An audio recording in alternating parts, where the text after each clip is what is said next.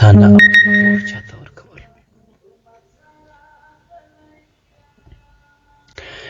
روایتو کې راځي نبی کریم علیه السلام مبارک فرمایي که یو څوک چاته پیغور ورکړي د یو کار مړ به تر هغه وخته پورې نسي چې په هغه کار مبتلا نسي، په هغه کار کې مبتلا نسي.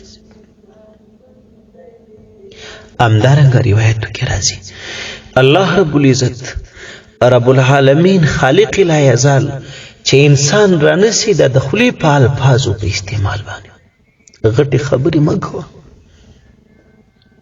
غټه وینا انسان ته عاجز ستا سره نه ښایي. لویي د الله رب العزت کار او شیوه ده، بس بل چا سره نه په وسې پرده نه خوند کوي. ابن سیرین رحمت الله تعالی علیه د نامه به تاسو اورېدلي، تابعی دی، جلیل القدر تابعی او لوی عالم تیر سوی دی، لوی محابر. علماء فرمایي داسې انسانو چې په لیدلو باندې د انسان الله پاک ویده دی، په ناستو په مجلس د انسان علم زیاتې دي، آخرت خواته سوچ فکر زیاتې دي، د ښه سړیتوب ټولې علامې پکې کې، بلکې ولی د الله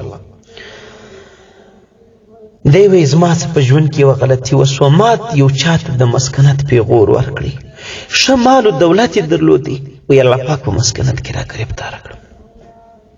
په مسکنت کې را ګرفتاره څنګه سو؟ یو ځل یې د یو ښځې څه غوړي رانیول، د زیتونو تیل یې ځینې رانیول. د زیتونو تیل چې ځینې رانیول په هغه تیلو په ډوبۍ کې دغه تیلو پاڅه کې چې اچولې په هغو کې په یو کې مژک راوخت.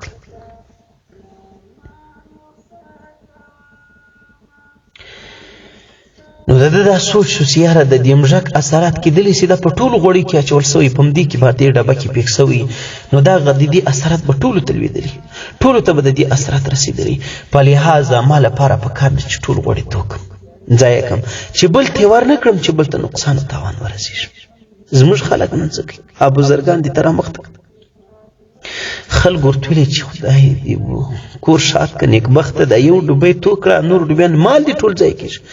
ولنه زما د علم او زما د فتوا مطابق دا ټول ځای کول پکار دي، ټول یې توی کړل. چې ټول یې توی کړل همدومره سرمایه وه چې په غوړې ورکړې وه، هماغه و چې مسکین سو. چې کله مسکین سو هغه ښځې ریپورټ پر پیش کړي، هغه ښځې دعوه پر دایره کړله، حکومت یې په لاس ورکړي چې زما پیسې نه به راکوي، حکومت بندي کړي. چې بندي یې کړي دومره لوی عالم و، هغه د جیلر ورته ویلی چې صاحبه زه خو له تا ته شرمېږم، دونه احسان در سره کولی سم، د شپې خو زما ډیپټي څوک نه یې ویدی، د شپې د کور تیله کولی سم او د ورځې راځه جیل ته.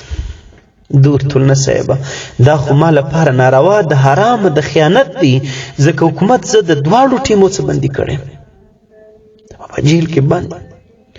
دا بعضې خلک خو ځان ته بیداره وایي دا اوس د دروازه بنده ده، رامخکې سې رامنډې کې ته پر دیواله ورته راوړي، یا رامنډې کې په یو بل ځای کې ځان دی کې یا دی کې یا پلانو کې بس دا بیداري ده که خیانت دی؟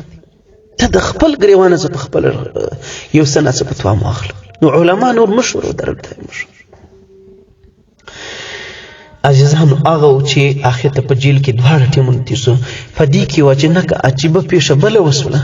په همدې ټیم کې انس بن مالک رضی الله عنه مبارک وفات شو. چې هغه وفات شو هغه وصیت کړی و چې زما غسل او دفن و کفن، زما د جنازې لمونځ، زما غسل به حسن بصري رحمت الله دغه ابن سیرین رحمت الله تعالی راکوي، همدارنګه د جنازې لمونځ. ابن سیرین رحمت الله تعالی په جیل کې ولو، چې په جیل کې ولو نو هغه جیل ته د بادشاه حکم رالی چې د بادشاه په حکم باندې دا سړی راوباسي رادسي د حسن بصري غسل و دفن ته.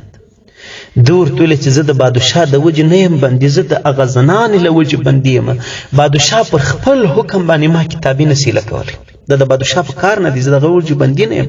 که زنانه اجازه وکړي زه ویتلی سم، شرعي جایز ده، د شریعت برخلاف زه کار نه کوم. زما قدرمنو مسلمانانو هماغه و چې هغه زنانې بیا حکم وکړي چې راودې وځي، هغه و چې رالی جنازې ته، هغه و چې رالی غسل ته.